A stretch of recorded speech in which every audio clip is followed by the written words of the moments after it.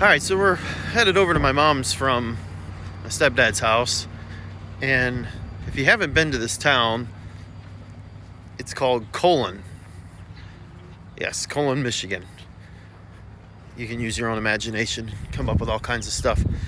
We decided to stop here and get a picture in front of the sign because my dad Bruce has been wanting to come here because apparently, I didn't know this, it's like the magic capital of the world, or at least America, I don't know. So I wanted to get a picture of this community park. It says Colon Community Park, and send it to him. Yeah, there you go, Colon Community Park. Nice looking lake out in the back there. So we're gonna try to get a picture. Huh, here we go. Interesting enough, it says right here, didn't even see it on the sign. We come walking back down and it says Colon, known as the magic capital of the world. There you go. Well, I'll be dipped. All right, I guess I'll send that to my dad, or he'll see it in the video. I'm now at my mom's house, and my stepdad Chris wants me to do some brakes on his Kia van. So my brother Lance and I are out here right now. We're getting set up to tear these things down and get them taken apart. Here's what we got going on. I think he's ever had me on here. Only dude. Nope. He's not the only dude anymore. So, we'll see what we're going to get into on these ones. I've never done brakes on a Kia, but they're all drum brakes, or disc brakes, so it shouldn't be that difficult. We got a massive old jack here, so I don't think we have to worry about a jack. A couple jack stands. Neighbor let us use his impact, so you shouldn't have to crank out on the lug nuts. So that'll make things a little bit simpler for us. So, all right, I got to figure out how to get this thing jacked up.